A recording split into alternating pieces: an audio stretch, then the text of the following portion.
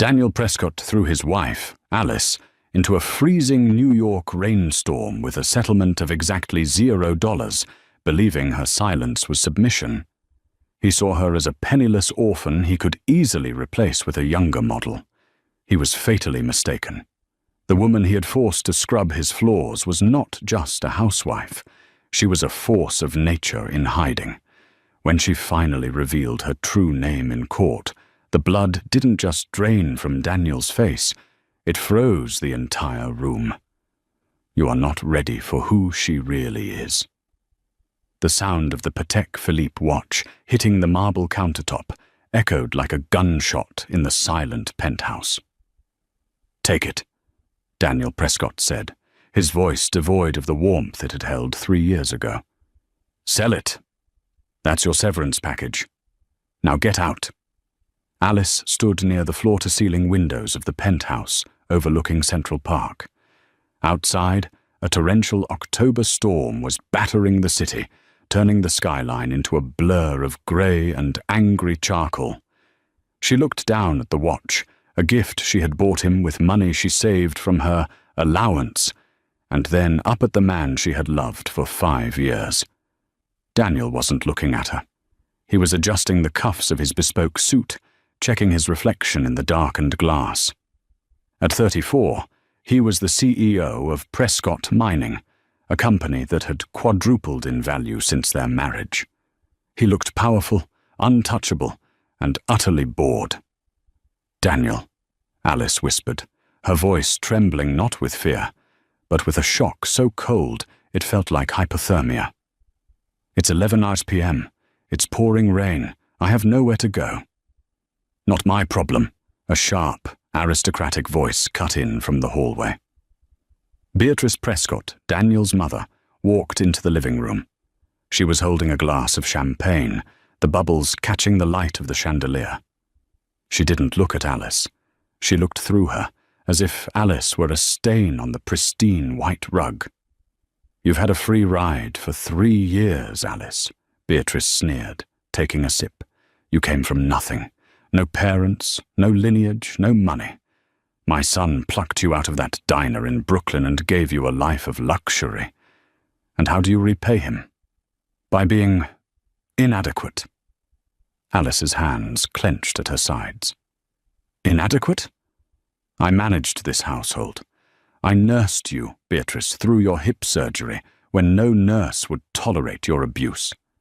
I helped Daniel organize the merger with the structural data I'd—" "Stop lying!" Daniel spun around, his eyes flashing with irritation. "You organized nothing. You're a high school graduate, Alice. You made coffee. That's it. My lawyers did the merger. Don't take credit for intellect you don't possess." He walked over to the coffee table and picked up a thick stack of documents. "This," Daniel said, slapping the papers against his palm, "is the divorce filing, and the enforcement of the prenuptial agreement you signed." "I signed it because I loved you," Alice said softly. "I didn't care about the money." "Good," Daniel smirked, "because Clause 14b states that, in the event of a divorce initiated by the primary asset holder, me, if the marriage is less than 5 years, you leave with only the assets you brought into the marriage." He tossed the papers at her feet. They scattered across the floor. "You brought nothing, Alice, so you leave with nothing." The elevator dinged, the doors slid open, and a woman stepped out. She was tall, blonde, and wearing a red dress that cost more than the house Alice grew up in. It was Lila Monroe, the daughter of a senator, and Daniel's head of PR. Lila didn't say a word. She just walked past Alice, her perfume, something heavy and floral, filling the air. She went straight to Daniel and placed a possessive hand on his chest. "Is the trash still here, Danny?" Lila asked, pouting slightly. "I thought we were celebrating." Daniel smiled at her, a genuine smile that broke Alice's heart into a million irreparable shards. "She was just leaving, Lila." Alice looked at the 3 of them. The husband she had supported when he was stressed and near bankruptcy 2 years ago. The mother-in-law she had cared for. The woman who had stolen her life. A strange calm settled over Alice. The tears that had threatened to spill suddenly evaporated. Her posture straightened. She didn't reach for the watch on the counter. She didn't pick up the papers. She walked to the coat rack, put on her simple beige trench coat, and buttoned it all the way to the chin. "You're making a mistake, Daniel," Alice said. Her voice was no longer trembling. It was flat, clinical. Daniel laughed, a harsh, barking sound. "The only mistake I made was marrying a waitress without a background check. Get out, Alice, before I call security to drag you out." "That won't be necessary." Alice turned to the door. She paused with her hand on the handle. She didn't look back. "I hope you enjoy the company, Daniel. You deserve each other." She stepped out into the hallway. The heavy oak door slammed shut behind her, the sound of the deadbolt sliding home sealing her fate. She took the elevator down to the lobby. The doorman, a kind man named Henry, who had always liked her, looked at her with concern. "Mrs. Prescott, it's a hurricane out there. Do you need a car?" "I'm not Mrs. Prescott anymore, Henry," she said softly. "And no, I'll walk." She pushed open the lobby doors and the wind hit her like a physical blow. The rain soaked her instantly. She had no umbrella, no phone. Daniel had paid for it, so he had kept it. No cash, and nowhere to sleep. She walked 3 blocks, her cheap canvas shoes squelching in the puddles. She found a bus stop shelter and sat down on the cold metal bench, shivering. She sat there for 20 minutes, watching the limousine splash by. Then she reached into the hidden inner pocket of her trench coat. She pulled out a small, burner flip phone. It was an old device, one she had kept hidden for 3 years. She powered it on. The battery was at 12%. She dialed a number from memory, a number that hadn't been called in a very long time. It rang once, twice. "This is the private line of Arthur Sterling," a gruff, deep voice answered. "Who is this?" Alice took a deep breath, watching the rain wash away the dirt of the last 3 years. "Uncle Arthur," she said. "It's Alice. Initiate Protocol 0. I'm coming home." There was a pause on the other end, followed by the sound of a chair scraping back, and a heavy exhale of relief. "My God, kid, we thought you were dead. Where are you?" "New York," Alice said, her eyes fixing on the distant lights of the Prescott Tower. "And Arthur, get the legal team ready. The sharks are circling, but they don't know they're in the water with a leviathan." The next 3 weeks were a blur of tabloid humiliation for the discarded Cinderella. Daniel's PR machine, led efficiently by Lila, went to work immediately. They planted stories in the New York Chronicle and the Daily Post. The headlines were brutal. "Gold digger dumped. How Alice Hale tried to swindle the Prescott fortune." From diner to divorce, the waitress who wanted it all. They painted her as lazy, uneducated, and potentially unfaithful. They claimed she had tried to steal company secrets. They claimed she was unstable. Alice read none of it. She was staying in a suite at the Pierre Hotel, paid for by a shell corporation that couldn't be traced back to her. She hadn't left the room in days. Arthur Sterling sat across from her, his white hair perfectly coiffed, his 3-piece suit impeccable. Arthur wasn't just an uncle. He was the managing partner of Sterling, Hunt and Associates, the most feared corporate law firm in London and Zurich. "They have filed for a court date on November 15th, Arthur said, reviewing a dossier. "They want to expedite the divorce. Daniel wants to marry Lila by Christmas. They are petitioning for an annulment based on fraud, claiming you misrepresented your background to entrap him." Alice sat by the window, sipping Earl Grey tea. She looked different. The beige trench coat and simple dresses were gone. She was wearing a structured navy blazer, tailored trousers, and her hair, usually kept in a messy bun for Daniel's preference, was blown out straight and sharp. Fraud, Alice mused, a small, cold smile playing on her lips. That's ironic. They have no idea, do they? Arthur asked, looking at her over his spectacles. Daniel? Beatrice? The girl. They haven't done a deep background check? They did a standard check, Alice said. They found Alice Hale, born in Ohio, parents deceased in a car crash, worked as a waitress in Brooklyn. It's all true, legally. But it's not the whole truth, Arthur reminded her. No, it's not. Alice stood up and walked to the wall where Arthur had pinned up the organizational chart of Prescott Mining. When I met Daniel, Alice said, tracing the line of stock value, I wanted to be loved for me. Not for my name, not for the legacy. I wanted to know if a man could love a waitress with nothing to offer but her heart. And you got your answer, Arthur said gently. I did. Alice turned back to him. Her eyes were dry. The sadness was gone, replaced by a steely resolve that Arthur recognized. It was the same look her father used to have before he acquired a hostile competitor. Daniel thinks he built Prescott Mining, Alice said. He thinks his genius saved the company 2 years ago when they struck that lithium vein in Nevada. Arthur chuckled. The vein that the Geological Survey team, which we quietly funded and sent to him anonymously, found. Exactly, Alice said, and the bridge loan that stopped them from going under in 2023, the one from the anonymous angel investor in Zurich. That was your trust fund, Alice, Arthur said. You poured $40 million into his company to save his ego. I saved my husband, she corrected, or who I thought was my husband. She walked back to the table and picked up a heavy file. He wants a war, Arthur. He wants to drag Alice the waitress through the mud to show the world how powerful he is. He wants to strip me of my dignity because he thinks that's all I have left. She tossed the file to Arthur. Let's give him what he wants. Let him think he's winning.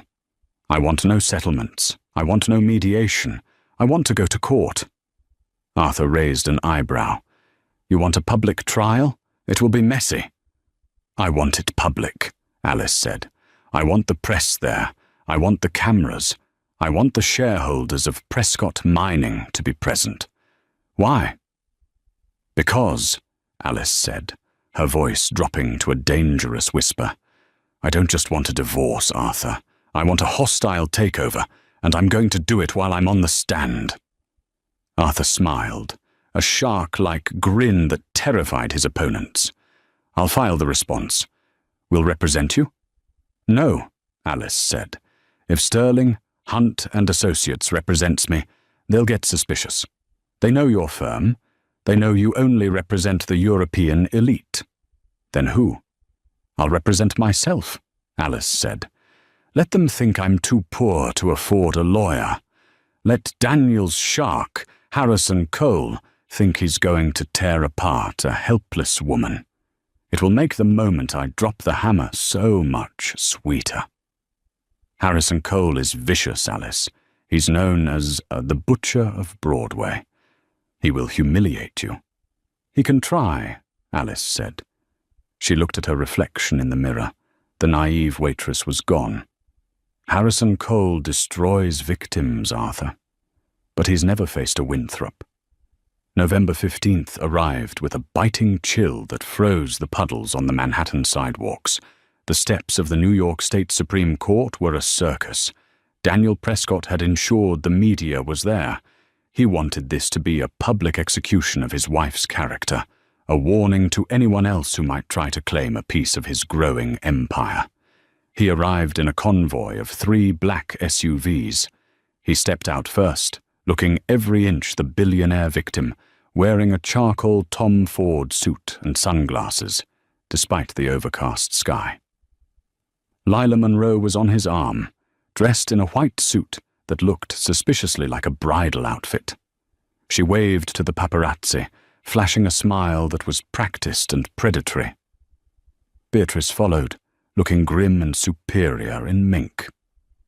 Inside courtroom 304, the gallery was packed.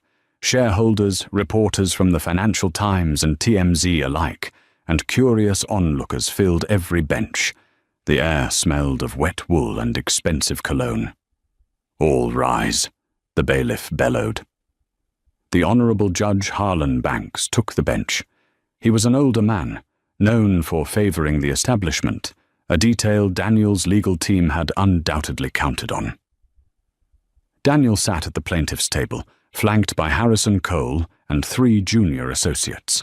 Cole was a man who looked like a bulldog stuffed into a suit, broad, bald, and radiating aggression. He was arranging his papers with the confidence of a man who had already won. At the defendant's table there was only one chair. The doors at the back of the courtroom opened.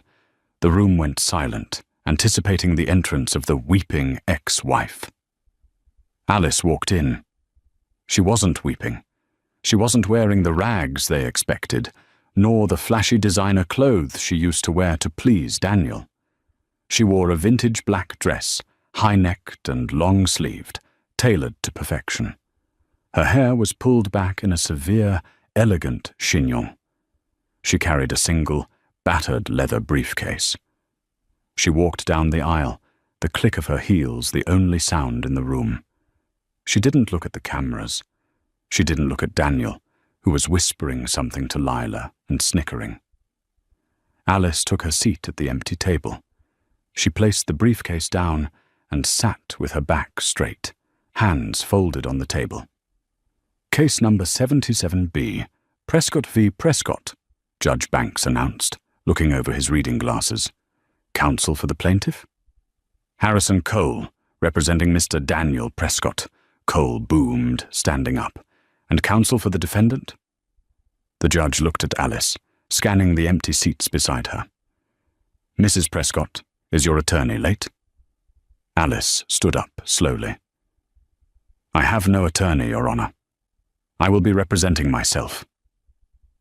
A ripple of laughter went through the gallery. Daniel shook his head, a pitying smile on his face. Cole actually chuckled audibly. "Mrs. Prescott," Judge Banks said, his tone condescending. "This is a high-stakes divorce, proceeding involving complex assets and prenuptial agreements. I strongly advise you to seek counsel. Mr. Prescott has employed one of the top firms in the city." "I am aware of Mr. Cole's reputation," Alice said, her voice clear and calm, carrying to the back of the room without a microphone. "But as my husband has frozen all my bank accounts and cancelled my credit cards, I cannot afford a retainer. Therefore, I must rely on my own capabilities." "Very well," the judge sighed, clearly annoyed at the prospect of a messy amateur trial. "But I will not grant leniency on procedure. Mr. Cole, your opening statement." Harrison Cole strode to the center of the floor, buttoning his jacket. He turned to the gallery, treating them like a jury. "Your Honor, this case is simple," Cole began, pacing. "It is a case of fraud. 3 years ago, Daniel Prescott, a man of vision and industry, met a woman. He believed her to be honest. He believed her to be supportive. He lifted her from poverty, gave her a home, clothes, jewelry, a life most only dream of. He pointed a thick finger at Alice. In return, she offered nothing, no support, no ambition. And when Mr. Prescott's company faced a crisis 2 years ago, she didn't offer help. She offered spending bills. She is a leech, Your Honor. And now that Mr. Prescott has rightfully ended this sham of a marriage, she refuses to leave quietly. She demands half of a fortune she didn't earn.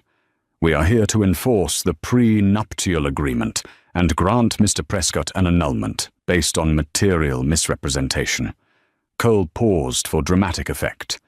"We will prove that Alice Prescott is nothing more than a grifter who trapped a good man. He sat down to a murmur of approval from the shareholders in the audience. Mrs. Prescott? The judge looked at her. Your opening statement? Alice stood up again. She didn't pace. She didn't gesture. She looked directly at Daniel. Mr. Cole is right about one thing, Alice said softly. This case is about fraud, but he is wrong about who committed it. She paused, letting the silence hang. I do not want half of Daniel's money. I do not want alimony. I do not want the penthouse. Daniel frowned. If she didn't want money, what was she doing here? I am here, Alice continued, to correct the record and to reclaim what is legally mine, not under the laws of marriage, but under the laws of equity and contract. Objection, Cole barked, standing up halfway. Vague. Overruled, the judge said, curious. Proceed. I have no further opening statement, Alice said, sitting down. The courtroom buzzed with confusion. Was she giving up? Was she crazy? Call your first witness, Mr. Cole, the judge said. I call Daniel Prescott to the stand. Daniel adjusted his tie and walked to the witness box. He swore to tell the truth.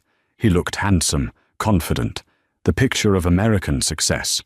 Cole led him through a rehearsed series of questions. Daniel painted a picture of a marriage where he worked 18-hour days while Alice shopped and complained. He described how he built the company from the ground up.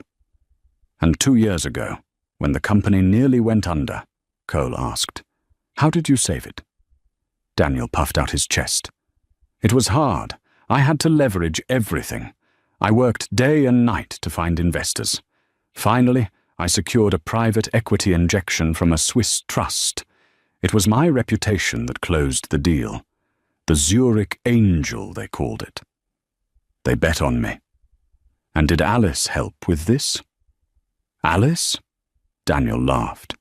She was at a spa in the Hamptons while I was negotiating the deal of a lifetime.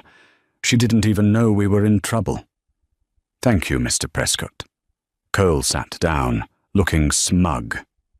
Mrs. Prescott, the judge said, do you have any questions for the witness? Alice stood up. She picked up a single piece of paper from her table. Yes, Your Honor. Just a few. She walked toward the witness stand. Daniel looked down at her with a mix of boredom and annoyance. Daniel, she said, using his first name. You mentioned the Zurich Angel, the investor who saved the company in 2023. I did. That investment was for $40 million, correct? Yes. And it was a debt-for-equity swap, was it not? Alice asked. Daniel hesitated. This was technical financial jargon. Essentially, yes. Meaning, Alice pressed, her voice hardening, that if the loan was not repaid by a certain date, the investor would convert that debt into stock, controlling stock, 51% of the company. That's standard boilerplate. Daniel waved his hand dismissively. It doesn't matter because we are profitable now. We can service the debt. Have you serviced the debt? Alice asked. Have you made the payments? My CFO handles that. Of course we have. Are you sure? Alice tilted her head. Because under the terms of the agreement, if you miss 3 consecutive payments, the acceleration clause kicks in. The entire amount becomes due immediately, or the equity transfers. We haven't missed payments, Daniel snapped, looking at Cole. Cole looked a little uneasy. He hadn't reviewed the financials personally. He was a divorce lawyer, not a corporate one. Let's move on, Alice said, turning away. You claim I brought no assets into the marriage, that I was just a waitress. You were. And you claim I am uneducated. You have a high school diploma, Alice. Don't pretend you're a scholar. Okay. Alice walked back to her table and picked up another document. One last question, Daniel. Do you know who owns the building where Prescott Mining is headquartered?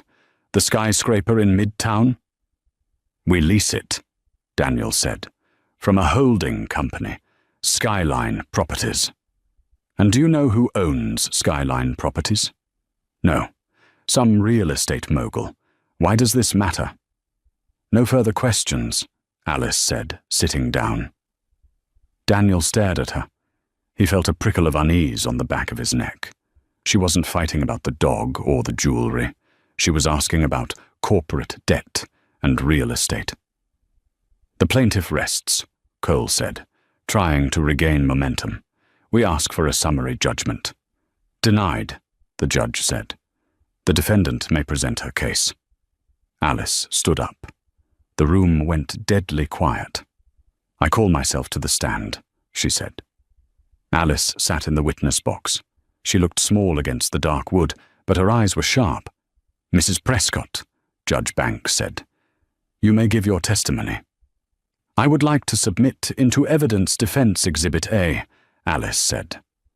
She pulled a thick binder from her briefcase and handed it to the bailiff. Cole snatched the copy the bailiff handed him. "What is this?"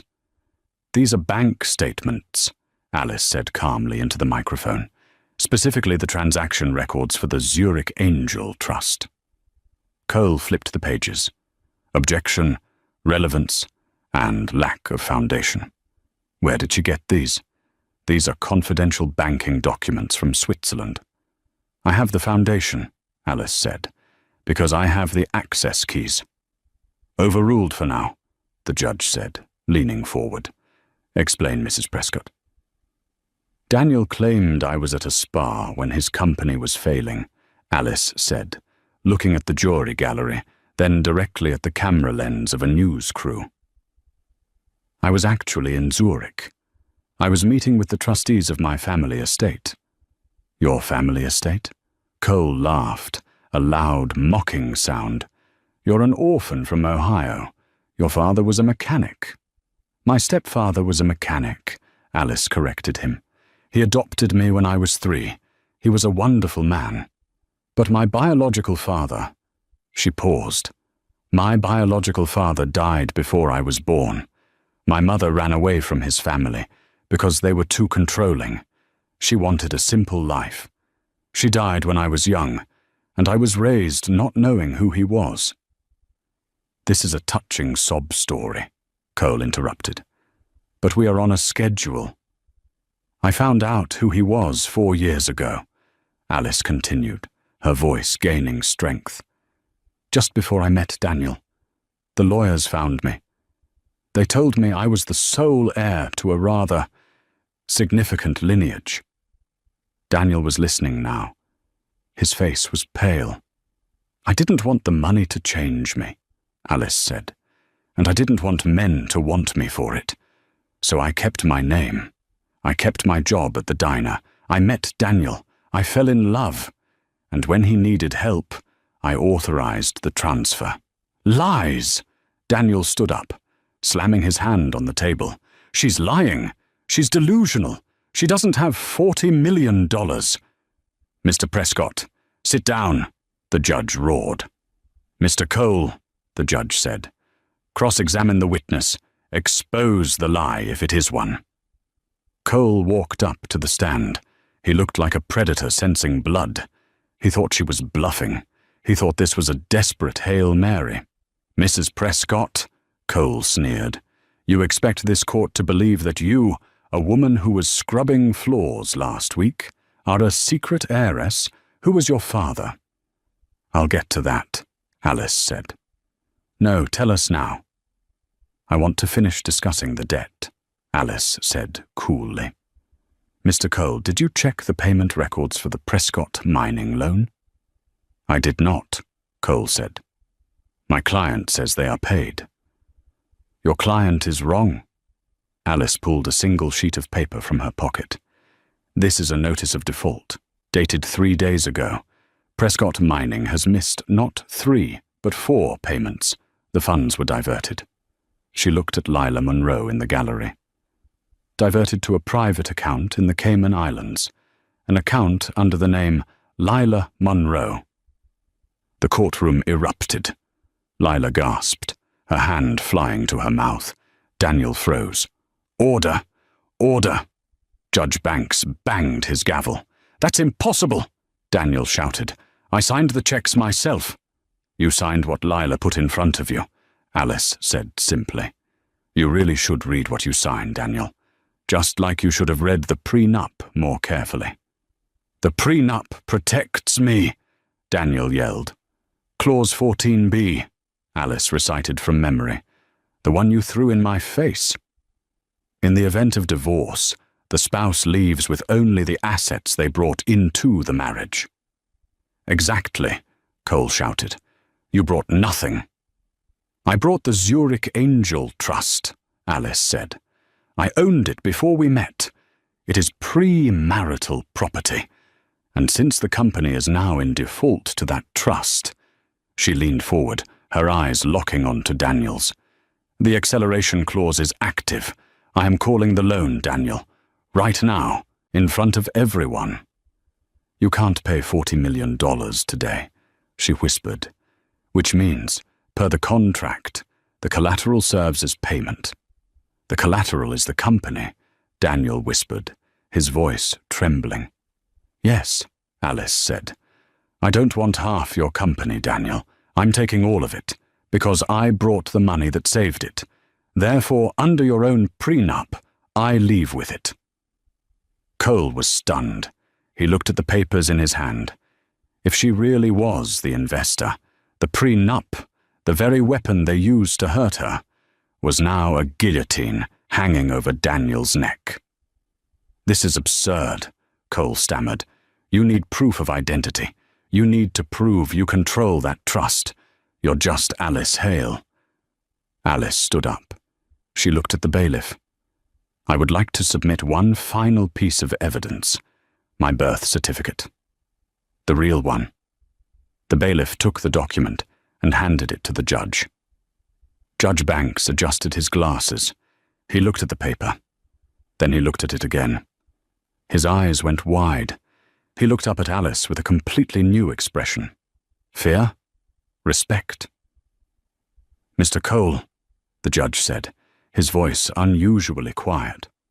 "Come look at this." Cole walked up to the bench. He looked at the document, his face drained of all color. He stepped back as if he had been physically struck. "Oh my God," Cole whispered. "Read it," Alice commanded. Her voice wasn't loud, but it had the weight of mountains. "Read the name on the certificate, Mr. Cole. Tell the court who I am." Cole looked at Daniel, who was shaking. Then he looked at the press. "The father's name." Cole's voice cracked. "The father's name is Alexander Vanderbilt." The silence in the courtroom was absolute. It was a vacuum. "Vanderbilt," someone whispered in the back. "Like the railroads? Like the billionaires?" "And my mother," Alice added, "was a Rothschild." She stepped down from the witness box and walked toward Daniel. "I am not Alice Hale," she said, her voice freezing the air in the room. "My name is Alice Vanderbilt Rothschild. I am the sole heir to two of the largest fortunes in history. My net worth isn't zero, Daniel. It's roughly $60 billion. She stood over him. He looked small, tiny. "You threw me out because you thought I was poor," she said. "You threw out a woman who could have bought your entire life with her pocket change." She turned to the stunned judge. "I own the debt. I own the building. And as of 5 minutes ago, my lawyers in Zurich have executed the collateral seizure. I own Prescott Mining." She looked at Lila, who was crying, her makeup running. "And regarding the embezzlement to Ms. Monroe's account, my team has already forwarded the evidence to the FBI. They are waiting in the lobby." Alice turned back to the camera. "You wanted a show, Daniel? You wanted to show the world how you treat the help?" She smiled, and it was terrifying. Class is dismissed. The courtroom was no longer a place of law. It was a crime scene. The air felt heavy, as if the sheer weight of the names Alice had just uttered, Vanderbilt and Rothschild, had altered the gravity of the room. Daniel Prescott didn't move. He sat frozen, his mouth slightly agape, looking at the woman he had treated like a servant for 3 years. He tried to speak, but only a dry, rattling sound came out. "Daniel," Harrison Cole hissed, tugging at his client's sleeve. "Daniel, we need to leave. Now." But Daniel couldn't leave. His legs felt like lead. He looked at the gallery. The shareholders who had once worshipped him were now looking at Alice with hungry, opportunistic eyes. They didn't see a waitress anymore. They saw the sun, and they were desperate to be in its orbit. "Your Honor," Alice said, turning back to Judge Banks, who was still staring at her birth certificate as if it were a holy relic. "Since the ownership of the debt and the underlying assets is no longer in question, I move for an immediate stay on the divorce proceedings until the criminal investigation into Ms. Monroe is completed. I grant the stay," Judge Banks stammered. He looked at Daniel with a mixture of pity and contempt. "Mr. Prescott, I suggest you find a criminal defense attorney.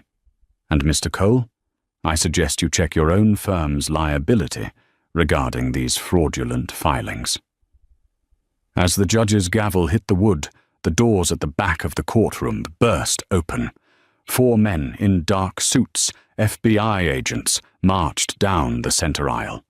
Lila Monroe screamed. It was a high, thin sound that cut through the murmurs of the crowd. "Daniel, do something!" she shrieked as an agent reached for her arm. "Tell them it was your idea. Tell them you told me to move the money." Daniel looked at her, his eyes blank. He didn't even recognize her. The woman who had been his head of PR and secret lover was now just another liability in a life that was rapidly disintegrating. "Lila Monroe, you are under arrest for wire fraud, embezzlement, and conspiracy to commit grand larceny," the lead agent said, his voice echoing. He didn't even look at Daniel. His eyes were on Alice. He gave her a sharp, respectful nod, a nod that confirmed she had been the one who handed them the file. As Lila was led out in handcuffs, sobbing and hurling insults at Daniel, Beatrice Prescott finally broke her silence. The queen mother of the Prescott family stood up, her face a mask of calculated regret. "Alice, darling," Beatrice said, her voice dripping with a sickly sweetness that made the skin crawl. "We clearly had a misunderstanding. The stress of the business, the pressure on Daniel. We weren't ourselves. Let's go back to the penthouse. We can talk this through as a family." Alice turned to her mother-in-law. For 3 years, Beatrice had made her feel small, pointing out her lack of breeding and her common manners. "The penthouse?" Alice asked. "Yes, dear. We'll have tea. We'll fix this." "You can't go to the penthouse, Beatrice," Alice said softly. "And why not?" "Because I bought the building this morning," Alice replied. "And I've already sent a specialized cleaning crew to remove the trash. Your belongings are currently being moved into a storage unit in New Jersey, a very cheap storage unit." Beatrice's face turned a shade of grey that matched the overcast sky outside.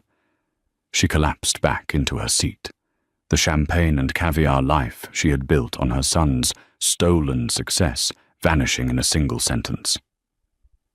Alice walked over to Daniel. She leaned down, whispering so only he could hear.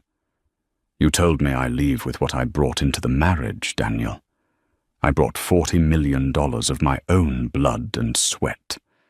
I brought a legacy you couldn't even dream of. I leave with my dignity. You leave with the Patek Philippe watch. It's on the counter, remember?" She stood up, straightened her blazer, and walked out of the courtroom. The reporters swarmed her, a sea of flashes and shouted questions, but she didn't stop.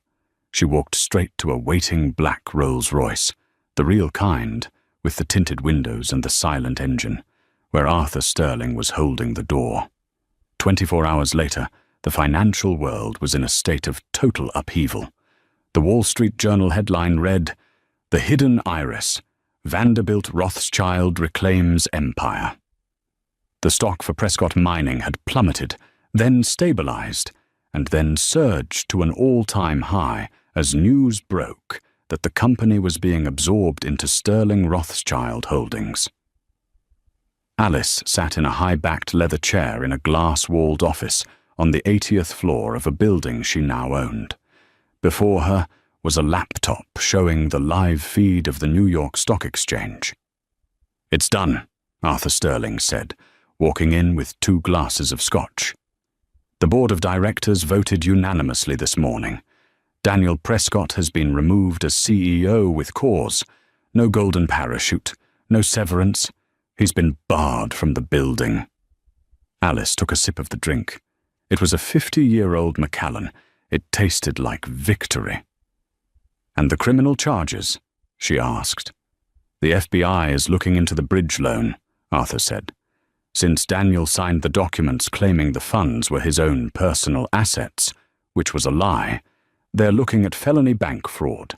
He's looking at 10 to 15 years. "Good." There was a knock on the door. A young assistant, looking terrified, stepped in. "Ms. Vanderbilt Rothschild, there is a man downstairs. He says he needs to see you. Security stopped him, but he's making a scene." "Daniel?" Alice guessed. "Yes, ma'am." Alice looked at Arthur. He shrugged. "Do you want me to have him removed?" "No," Alice said, standing up. "I want to see the look in his eyes when he realizes there is no way back." She went down to the lobby. The space was cavernous, filled with white marble and modern art. Daniel was standing near the security desk, looking disheveled. He hadn't shaved. His Tom Ford suit was wrinkled, and his tie was missing. He looked like a man who had been awake for a century. When he saw her, he tried to rush forward, but 2 massive security guards blocked his path. "Alice! Alice, please!" he yelled. "I know I messed up. I was blinded. Lila! She manipulated me. She was the one who pushed for the divorce. I still love you." Alice stopped 10 feet away from him. The lobby was full of employees, all of them watching the fallen king beg. "You don't love me, Daniel," she said, her voice cool and echoing. "You love the idea of power, and when you thought I had none, you threw me away like a used napkin. You didn't even give me a coat in the rain." "I was wrong. I'll do anything. I'll work for you. I know the company better than anyone." "You don't know the company at all," Alice interrupted. "You didn't even know who your own wife was. You lived with me for 5 years, and you never once looked at me. You only looked at your reflection in the mirror." She took a step closer, her heels clicking on the marble. "I didn't stay with you for your money, Daniel. I stayed because I thought you were a man of character. I watched you turn into a monster of greed. I stayed to see if there was any soul left in you. The night you threw me out, I got my answer." Daniel fell to his knees. It was a pathetic sight. "Please, Alice, I have nothing. They froze my personal accounts. I can't even pay my lawyer." Alice looked down at him. She felt no pity, only a profound sense of closure. "I'm a Vanderbilt, Daniel. We don't forgive. We just settle the books." She turned to the security guards. "Show him the exit, and if he ever sets foot on any property owned by my family again, have him arrested for trespassing." As they dragged Daniel toward the revolving doors, Alice turned her back. She didn't look at him as he screamed her name. She didn't look as the cameras caught his final humiliation. She walked back to the elevators. As the doors closed, she saw her reflection in the polished gold of the lift. She didn't see a waitress. She didn't see a victim. She saw a woman who had finally claimed her throne.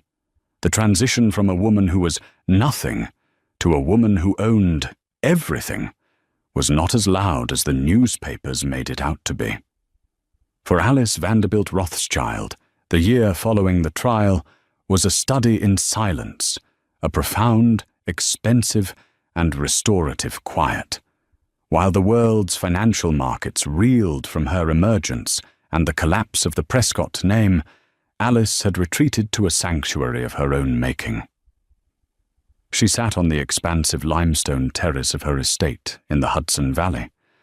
This was not a glass and steel penthouse designed to intimidate visitors. It was a sprawling, historic manor of fieldstone and oak, hidden behind 3 miles of private road and a security detail that was more sophisticated than that of some small nations. The air here didn't smell of New York exhaust and ambition. It smelled of damp cedar, wood smoke, and the turning of the seasons. Alice leaned back in a hand-carved Adirondack chair, a cashmere throw draped over her knees. In her hand was a thick, cream-colored envelope that had been delivered by a private courier. It was the final report from the liquidators regarding the estate of Daniel Prescott. She opened it, not with the hunger of a predator, but with the detached curiosity of an accountant. Daniel's fall had been total. The court had not been kind to a man who had attempted to use the legal system to facilitate what amounted to corporate theft. After the FBI moved in, the house of cards collapsed. The investigation into the Zurich Angel loan had revealed a web of lies Daniel had told his own board of directors. To save face, he had forged signatures and manipulated stock values. When Alice, the actual owner of that debt, called in the collateral, she hadn't just taken his company. She had taken his immunity. Daniel had been sentenced to 12 years in a federal penitentiary. The report mentioned that he was currently in a medium security facility in Pennsylvania. He had tried to file for bankruptcy to protect his remaining personal assets, but the civil suits Alice's team had launched on behalf of the defrauded shareholders had stripped him to the bone. Even the Patek Philippe watch he had tried to throw at her during the eviction had been seized by the feds as part of his restitution. Alice turned the page to find a smaller, handwritten note tucked inside. It was from the warden's office, a courtesy notification that a prisoner had attempted to send her mail. Daniel had written to her 7 times in the last 3 months. The notes were always the same, a mixture of frantic apologies, recollections of their better times, and eventually the inevitable plea for her to use her influence to move him to a cushier facility. She didn't ask to see the letters. She didn't need to read his words to know they were hollow. Daniel Prescott didn't regret hurting her. He regretted being caught by someone more powerful than him. To him, love was always a transaction, and he was simply devastated that he had lost the trade. Then there was Beatrice. The grande dame of New York society had become its most cautionary tale. Alice had been surgical in her treatment of her former mother-in-law. She hadn't sent her to jail. That would have been too merciful. Instead, Alice had ensured that the social world Beatrice valued more than life itself became a vacuum. No one took her calls. No one invited her to the galas. The boutiques on Fifth Avenue that used to close their doors so she could shop in private now respectfully declined. Her credit cards. Beatrice was living in a small, 2-bedroom apartment in a nondescript part of Queens. It was clean, it was safe, but to a woman who once measured her worth by the height of her ceiling and the vintage of her wine, it was a tomb. She spent her days writing a memoir that no publisher would touch because the Vanderbilt Rothschild legal department had sent a preemptive, friendly reminder to every major house in the country regarding the laws of defamation and NDAs. Alice sipped her tea, her eyes tracking a red-tailed hawk circling over the valley. The sound of a gravel-crunching car interrupted her thoughts. A silver SUV pulled into the circular drive, and Arthur Sterling stepped out. He looked tired but energized, his briefcase bulging with the weight of a dozen new acquisitions. "The London markets are closed," Arthur said, walking onto the terrace and helping himself to a seat. The rebranding is complete. Prescott Mining is officially history. The new entity, Vanderbilt Ecological, is now the primary partner for the EU's Green Energy Initiative. He looked at Alice, his eyes softening. You've done more in 12 months than Daniel did in a decade. You didn't just take his company, Alice. You fixed it. I didn't do it to fix it, Arthur, she said softly. I did it because it belonged to me. My father's side of the family built this country on railroads and steel. My mother's side built it on banking. They were ruthless, yes, but they were never small. Daniel was small. He thought power was about shouting and throwing people out into the rain. He never understood that true power is the ability to change the world without saying a word. Arthur nodded, pulling a final document from his bag. There's one last thing. The penthouse on Fifth Avenue. The renovations are finished. The Beatrice aesthetic has been completely gutted. It's yours whenever you want it. Alice looked at the document, the deed to the place where she had once been treated like a servant in her own home. She thought about the white marble floors, the gold leaf ceilings, and the heavy oak door that had slammed shut behind her that rainy October night. Sell it, Alice said. Arthur paused, his pen mid-air. Sell it. It's arguably the most valuable piece of residential real estate in the Western Hemisphere. Sell it, she repeated, a ghost of a smile on her lips, and donate the proceeds to the Hale Foundation. I want it to go toward building shelters for women who have been displaced by domestic and financial abuse. I want them to have a place to go when they think they have nothing left. Arthur stared at her for a long moment, then smiled. The Hale name. Your stepfather's name. He was the only man who ever loved me when I actually had nothing, Alice said. Daniel married a waitress for her beauty and threw her out for her lack of status. My stepfather took in an orphan and gave her a name when he had nothing but a toolbox. The foundation will carry the name of a good man, the Vanderbilt name. That's just for the boardrooms. As Arthur left to execute her orders, the sun began to dip below the ridge of the Hudson Highlands, casting long, golden shadows across the lawn. Alice stood up and walked to the edge of the terrace. For the first time in her life, she didn't feel like a character in someone else's story.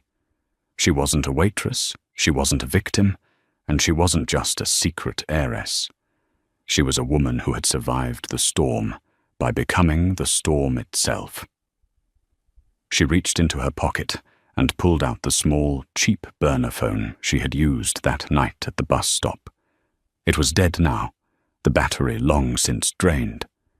She looked at it for a moment, remembering the girl in the beige trench coat who had shivered in the rain, wondering if she would ever feel warm again. She placed the phone on the stone ledge and walked back into her house, leaving the past behind her in the dark.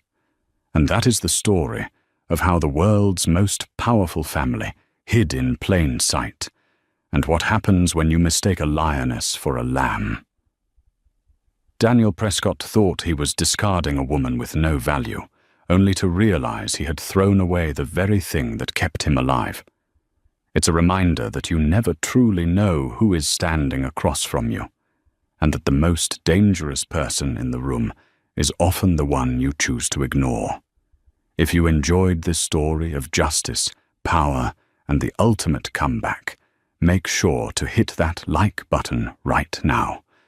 Don't forget to subscribe and turn on the notification bell so you never miss our deep dives into the lives of the world's most mysterious elite. Share this video with someone who needs to hear that your worth isn't defined by what you have, but by who you are. Thank you for watching, and we'll see you in the next one.